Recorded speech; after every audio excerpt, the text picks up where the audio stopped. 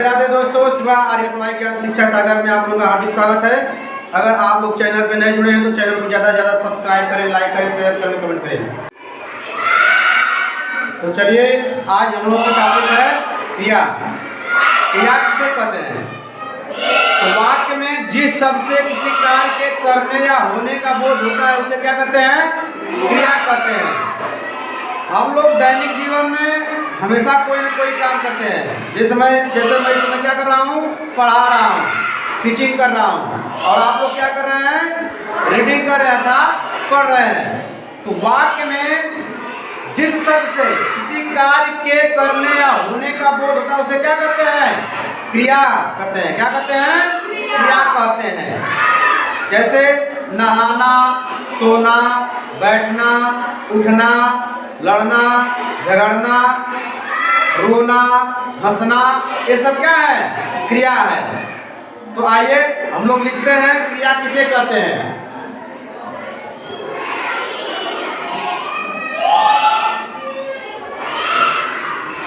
वाक्य में जिस शब्द से किसी कार्य के करने या होने का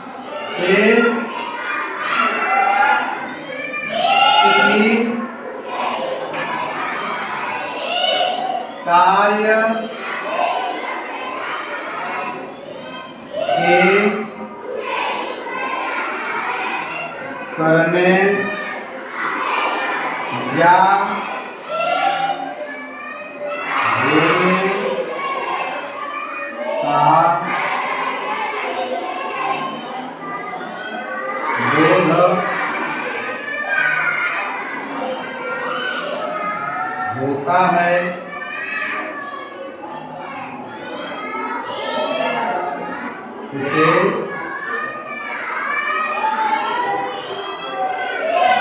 क्रिया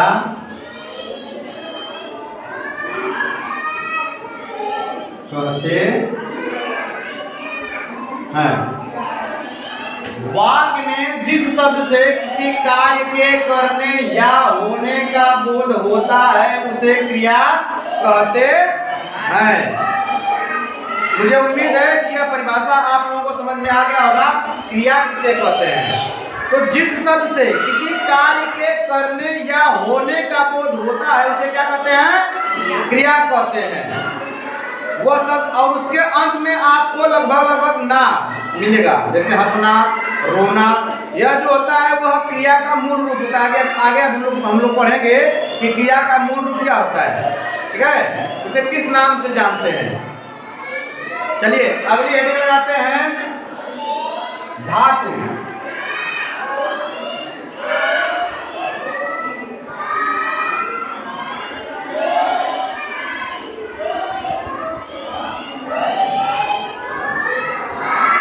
धातु, तो धातु क्या होता है? वास्तव में यह जो होता है एक संस्कृत शब्द है। धातु संस्कृत में क्रिया को धातु कहते हैं। क्या कहते हैं? यह कोई मटेरियल नहीं है।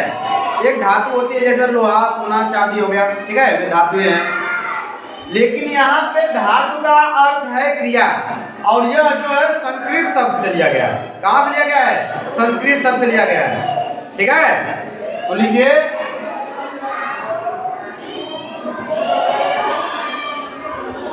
धातु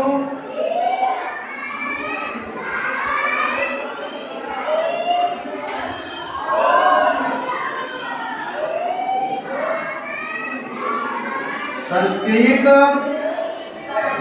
शब्द है जिसका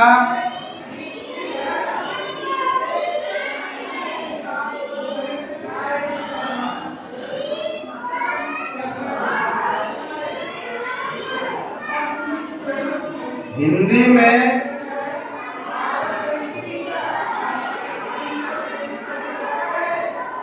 और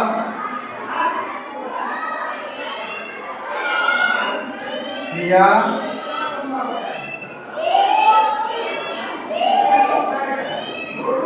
होता है। अब इसके परिभाषा की बात करते हैं तो परिभाषा बहुत ही साधारण है। क्रिया के मूल रूप को धातु कहते हैं। इसका जो परिभाषा होता है नीचे से लिखिए इन्वर्टेड में।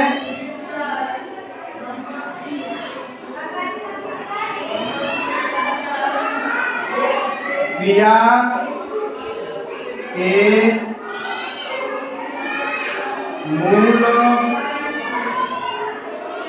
रूप को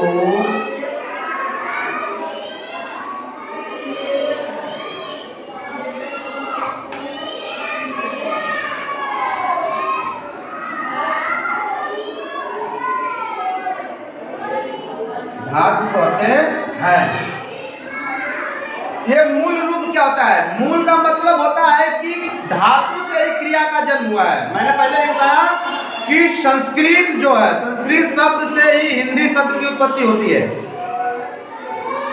पहले हमारे यहाँ हमारे देश में संस्कृत भाषा बोली जाती थी और संस्कृत को देवगण देवताओं की भाषा कहा जाता है, देव भाषा कहा जाता है। और उसी को धीरे धीरे उसका बिगड़ता हुआ स्वरूप लास्ट अंत में क्या हुआ? अंत में उसी बिगड़े हुए स्वरूप को हिंदी में बदला गया, हिंदी उसका उद्भव हुआ। तो क्रिया के मूल, मूल का मतलब होता है जन्म से। क्रिया के जन्म रूप को क्या कहते हैं? धातु कहते हैं। बाद में इसका नाम धीरे धीरे बदल के क्या रख दिया गया? क्रिया रख दिया गया। जैसे किसी का नाम होता है, किसी का असली नाम कुछ और होता है, लेकिन बाद में लोग क्या करते हैं, गाँव के लोग उसके नाम को जो है, जैसे किसी का नाम मंगल है तो मंगल के नाम को मंगरू मंगरू कर रहे हैं, ये मंगरू इधर आओ, ये मंगरू इधर आओ, ठीक है। तो मंगल बेचारा मंगरू हो गया, ठीक है। तो इसी तरह से कुछ लोग क्या करते हैं, नाम को बिगाड़ने का बार बार प्रयास करते हैं। तो इसी तरह से बाद में जब हमारी भाषा संस्कृत भाषा बदली और हिंदी में कन्वर्ट हुई, और हिंदी में जो होता है, हिंदी में उर्दू और हिंदी दो बहनें हैं। उर्दू भाषा और हिंदी भाषा क्या है? दो बहनें हैं। ऐसा माना जाता है कि जो अमीर खुसरो थे उन्होंने हिंदी शब्द की उत्पत्ति की थी। हिंदी, सिंधी से हिंदी बना था और उसको कहा गया था हिंदवी, ठीक है। ये हम लोग भाषा के इतिहास में पढ़ेंगे तो आपको पढ़ाया जाएगा ऊपर क्लास में, लेकिन अभी जितना बताया जाएगा उतना एक समझिए। तो क्रिया के मूल रूप को क्या कहते हैं?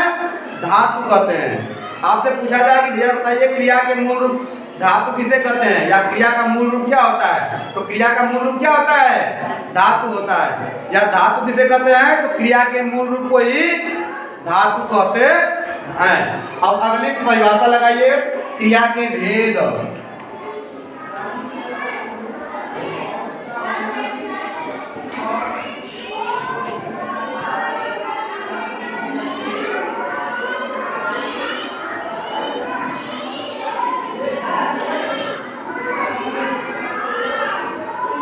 क्रिया के भेद।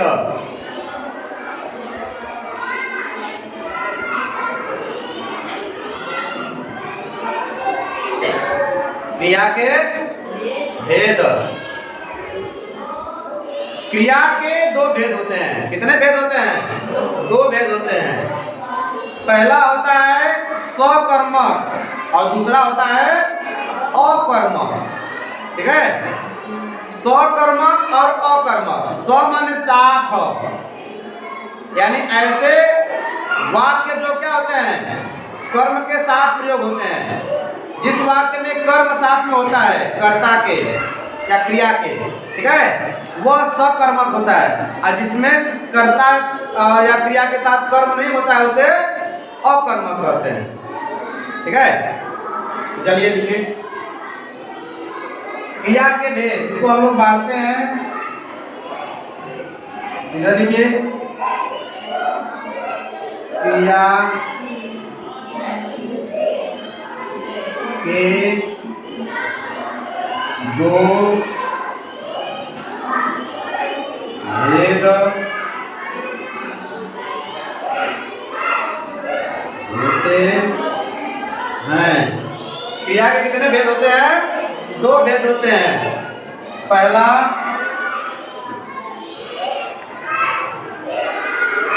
दो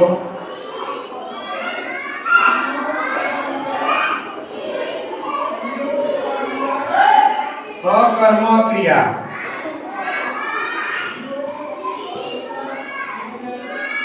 दूसरा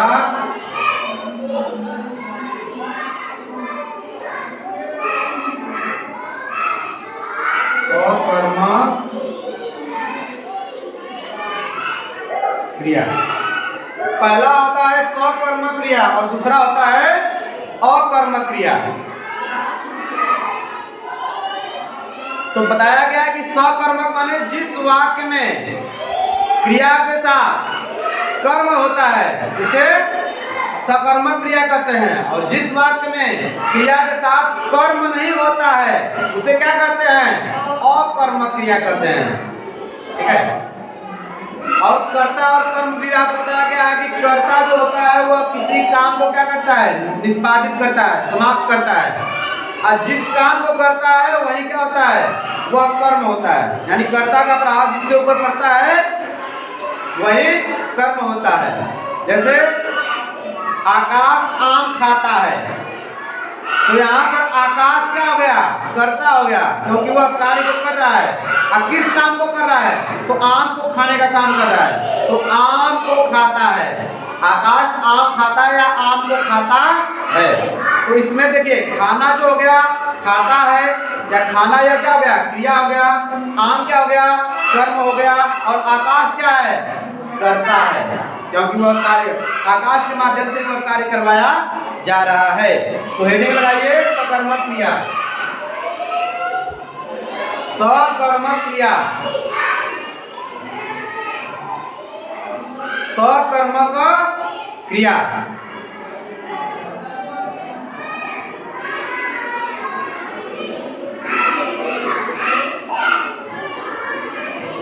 सकर्मक क्रिया,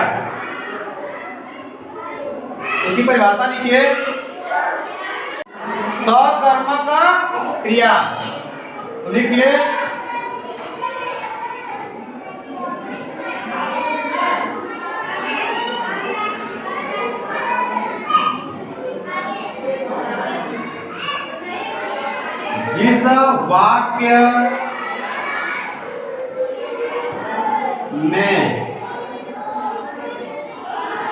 जिस वाक्य में क्रिया का प्रभाव, जिस वाक्य में क्रिया का प्रभाव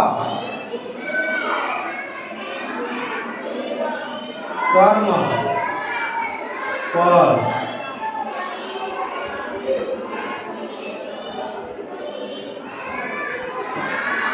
पड़ता है, जिस वाक्य में क्रिया का प्रभाव कर्म पर पड़ता है, कामा उसे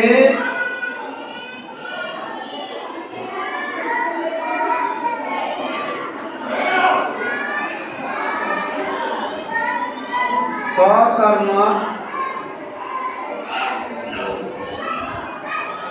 क्रिया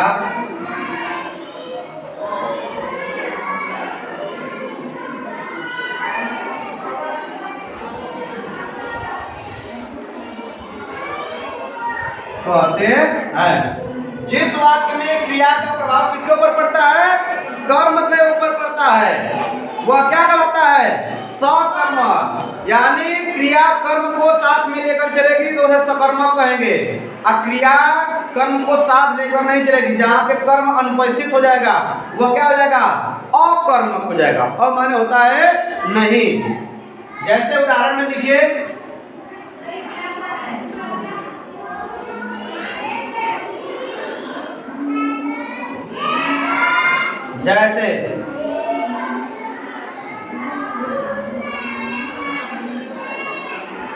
जैसे लिखिए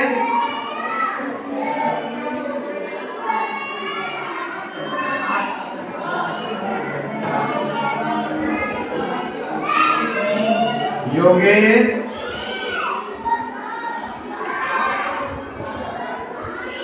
पुस्तक पढ़ रहा है।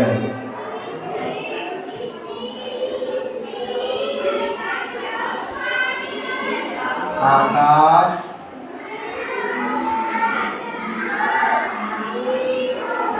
आम खा रहा है।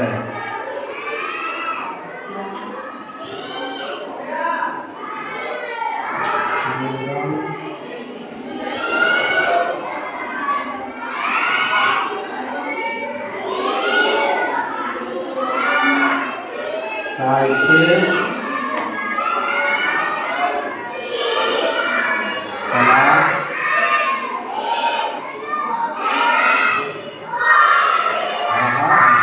इन उदाहरण के माध्यम से देखिए, यानी क्रिया का प्रभाव किसके ऊपर पड़ रहा है?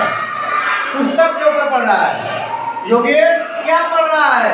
तो जवाब में आएगा पुस्तक पढ़ रहा है। क्या या किसको से हम लोग जब प्रश्न करते हैं तो उससे कर्म निकलता है, ठीक है। और कौन से करते हैं तो हमें कर्ता मालूम होता है। तो योगेश क्या पढ़ रहा है? पुस्तक पढ़ रहा है। और देखिए कर्म के ठीक बाद ही क्रिया आ रही है, ठीक है। तो क्रिया बिल्कुल कर्म क्रिया तो आगे कभी कभी हो जाती है, कभी अभी जा तो अधिकतर पीछे ही रहती है। तो तुरंत पकड़ लेंगे। संगम साइकिल चला रहा है, चला रहा जो है यही आपका क्रिया है। चला रहा है, खा रहा है, पढ़ रहा है, ये सब क्या है? क्रिया है। और इसके ठीक जो सामने वाला है यह कर्म है। अब क्रिया कर्म मालूम वही है तो कौन कर रहा है, क्या कर रहा है? तो ये सब क्या हो जाएंगे? कर्ता हो जाएंगे। कर्ता क्रिया कर्म, ठीक है। हाँ, जब इसमें हम लोग इंग्लिश में ट्रांसलेशन करते हैं तो ये जो होता है ये बाहर चलाता है। तो लिखेंगे Yogesh is eating, Yogesh is reading book, ठीक है। Akash is eating mango, Sangam is riding bicycle. ऐसे हो जाता है। तो ये क्रिया जो होता है बीच में आ जाता है, लेकिन हिंदी में क्या होता है? अंत में होता है। समझ में आ रहा है ना? हाँ, चलिए अगला हेडिंग लगाइए, अकर्मक क्रिया। अकर्मक क्रिया,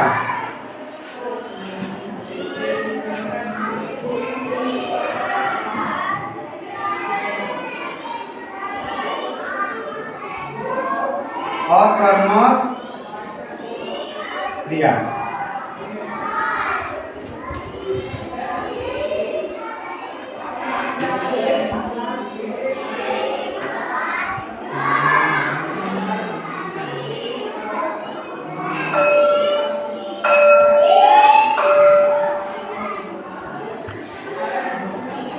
चलिए ठीक है। जिस वाक्य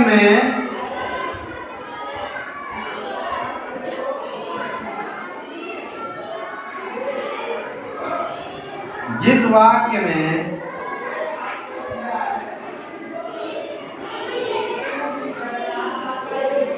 क्रिया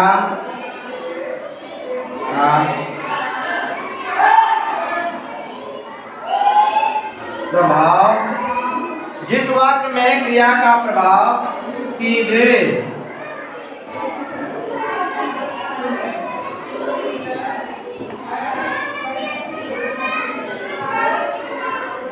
कर्ता पर पड़ता है,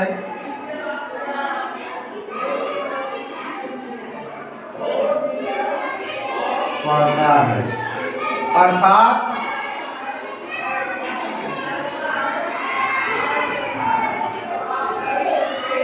कर्म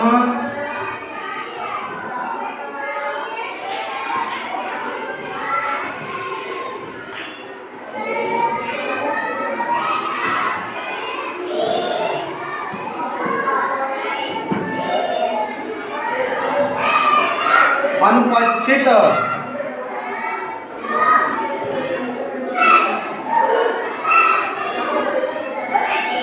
रहता है,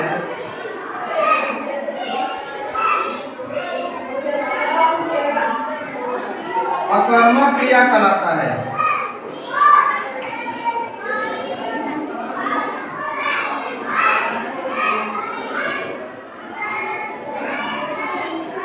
अकर्मक क्रिया कहलाता है। जैसे उदाहरण लिख लीजिए,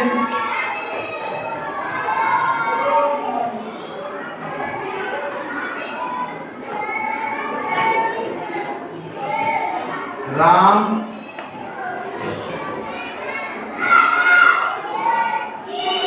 पढ़ता है।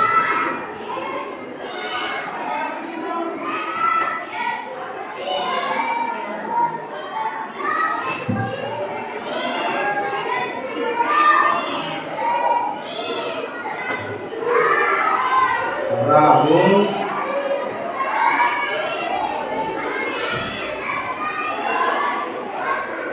जा